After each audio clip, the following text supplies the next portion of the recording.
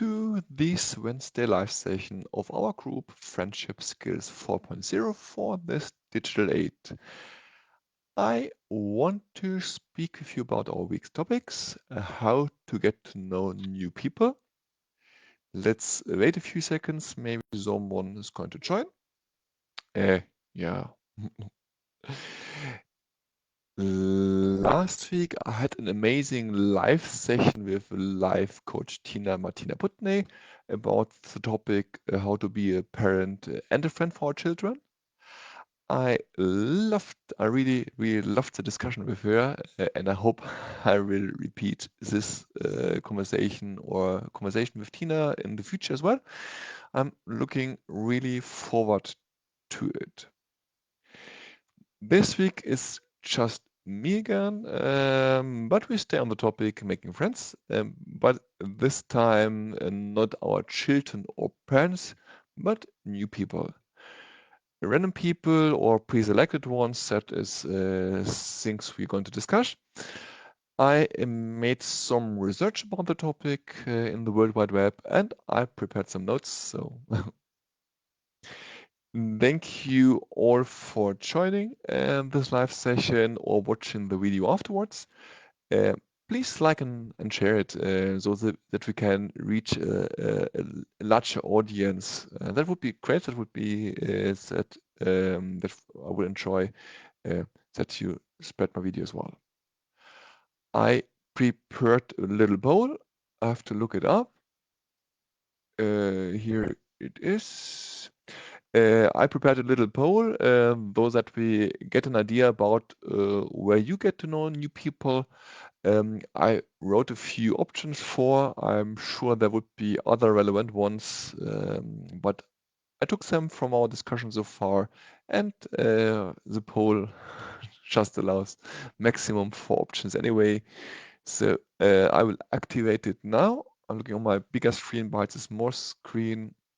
So I'm activating the poll. Yes, here it is. Cool. I love if the technique works.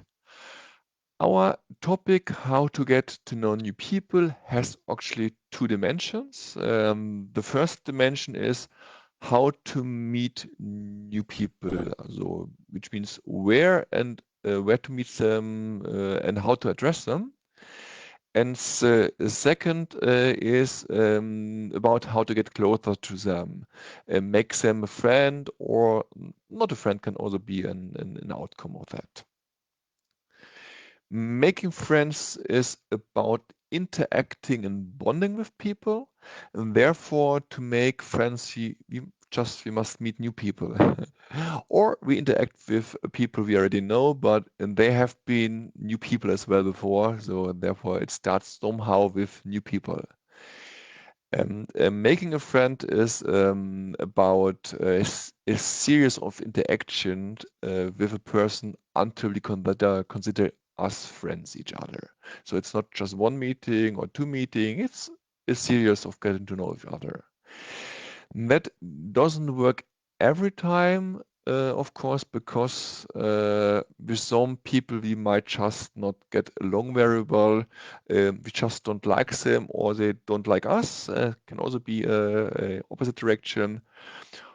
Authors will always be nothing more than acquaintances because there's not enough common ground. We don't have enough things in common to talk about, to interact on. And with others, we just lose touch on the way, and the contact breaks up. We interact, and suddenly it doesn't continue anymore. Or we end up in one-sided friendships. This means I consider somebody a friend, but he doesn't consider me as a friend, or vice versa, because people have different experiences, expectations sometimes. Um, a lot of research has been done about this topic, how to make friends. I liked one conclusion of Professor Dr. Jeffrey Hall from the University of Kansas. I actually had even a live chat a few months ago.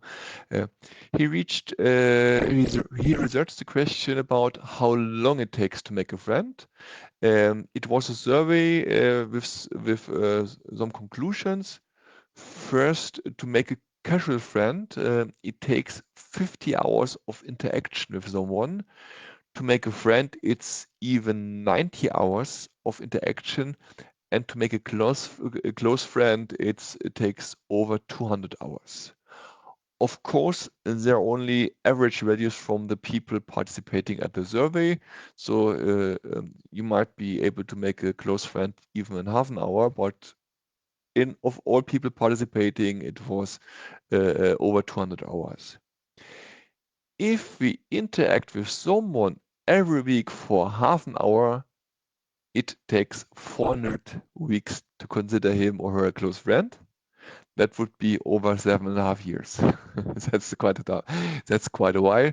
So it's not surprising that we find our best friends among people we see several times every week. That's maybe also one of the most important factors why children make friends a lot easier than adults, because they just spend more time with a fixed group of people, their classmates or people from sport clubs or on other things, or on the summer camp or some wherever. Uh, Another fun fact science discovered is about our brain. Scientists researched that our brain is able to handle just around 150 social relations. Otherwise, it just gets too complex. And that's one of the reasons why I started with my personal CM solution project to increase this value. Uh, this means if we interact and meet and interact with a lot of people, we will feel like phases just rushing by one phase, another for next phase. And that makes it nearly impossible to focus on certain person, which makes it more difficult for us to connect with some. Nowadays, with all these communication channels and social media, I wasn't surprised to read on Young Women's Trust. That's a newspaper, a group focused on young women, of course. And they wrote that one in four people feels lonely. And on fastcompany.com, I read about work environments that on average people have 5 friends at work. The rest they consider co-workers or strangers. And only from these 5 friends, just one they consider a close friend. And if you look in most work environments, people spend 6, 7, 8, 9, 10 hours at work, and that every day, besides weekends maybe. And that's really interesting that in a long period of time, maybe it's the longest one besides sleeping, they just get one close friend out of it. I don't know how it changed during the last 2 years during Corona crisis, but I guess it increased. More people feeling lonely and people making less friends on work as well. In the past, I prepared 2 graphs, some graphs. I would love to show. I will try to do it with my smartphone. So I will lock rotation from the screen. Here they are. The first graph is about the relation of friendship with knowledge and effort.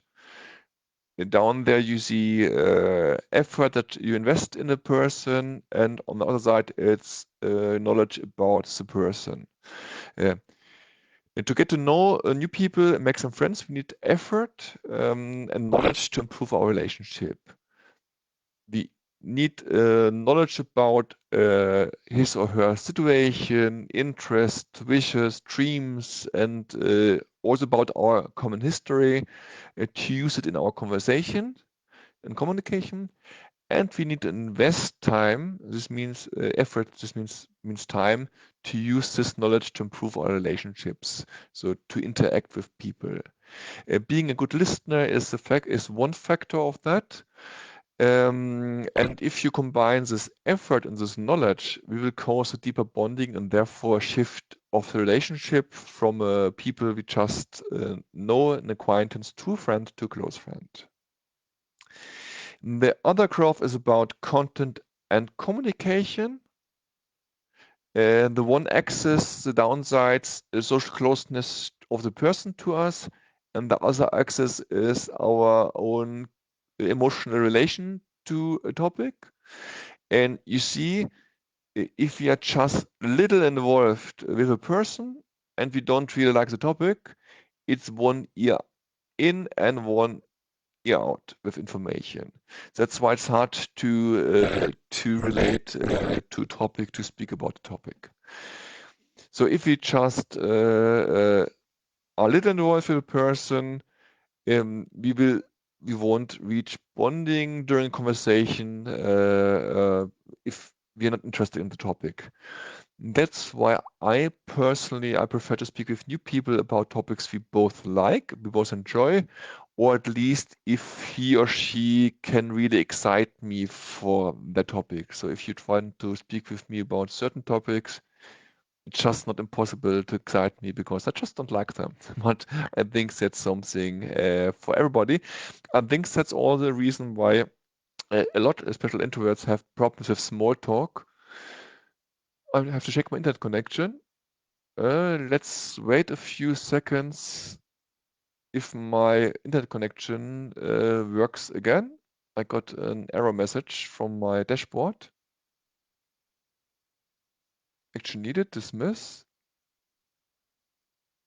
Okay, does my internet connection work again? Yes, it should work again. What I recently last said was, I think one reason why a lot of people, for example, introverts, can't stand small talks because they like to focus on deeper emotional topics and they just freak out if they just is reasonless small talk. As conclusion from that, we need to get to know new people to make friends. It takes time, effort, and knowledge to improve the relationship, and it's easier if we communicate about or do things with which both of us like. But now let's speak about some of the posts. Carlo Bosjak wrote, social settings in a bar or a club, go out, talk to everyone, with some you click, with some you don't. That's a good way to get in touch with people if you have good communication skills. It can be hard or even feel awkward to approach new people in such an environment, especially if it's about groups of people. And it's a noisy situation where talking with each other is particularly difficult. Imagine a discotheque with the bass booming and you want to have a conversation with somebody to get to know each other. That usually don't work. Carlo writes although that people he meets are more casual friends, close friends are from his school time and from family. Thanks for sharing, Carlo. Ian Dissert, he wrote that he gets to know people often through existing friends, but also have kept contact with people I've shared house with, otherwise through work. Getting in touch with new people through existing friends is also easier for me instead of going to the bar and the club because you are already part of the group, even if you don't know each other, because you have one friend brings you together. You have a group where you are a member of the group. Um, um, about work contacts, I talked before. Thanks, Ian, for sharing that. And Sunshine wrote about how to get to know someone. So share something about myself and then give the other party a chance to share about him, her, something easy. That's a good point as well. If you dive with a stranger into deep personal issues, it usually gives a strange feeling to him or her. Give the other the chance to speak as well. Christian Cairo wrote something similar as well about being a good listener, and after listening, then you can go in talking as well. In my opinion, I usually stick to the 3 points I mentioned earlier. We need to get to know new people to make friends. It takes time, effort, and knowledge to improve the relationship, and it's easier if we communicate about or do things which both like. Therefore, I concentrate on people with shared interest about topics we both love or we both enjoy at least. And I go to places where I have higher chances to meet people like that. Yeah. So if I travel, I prefer a hostel to a hotel because of the shared kitchen, community areas, facilities, where you always get into conversation with people. You really have to try hard to not communicate with someone in a hostel. It's really hard. Or I go to couchsurfing events to meet people. Couchsurfing is a travel platform, and people usually make barbecues and stuff where you can interact with other people as well. Hangouts are something similar. So they are platforms where you meet as a group, and if you meet as a group, you are in the group. Therefore, you don't have to try to get into the group. You're just in, and therefore you already acquaintance or casual friends for some even. Of course, there are a lot of people with whom I don't get along very well. If I go to a meeting or hostel, there are people I don't enjoy. But so far, I always met at least one person I enjoyed talking to. Uh, Therefore, for me, my personal issue wasn't about getting to know people, more about keeping keep in touch in the long run. But that's another topic. I think that was it for today. I hope you enjoyed this live sessions about how to get to know new people. Please like and share it. It's public content. You can just tap share and share the video. See you again in our group Friendship Skill 4.0 for this digital age. I say bye. Thanks for the like so far already reactions. And now I just have to find the button to end this live video stream.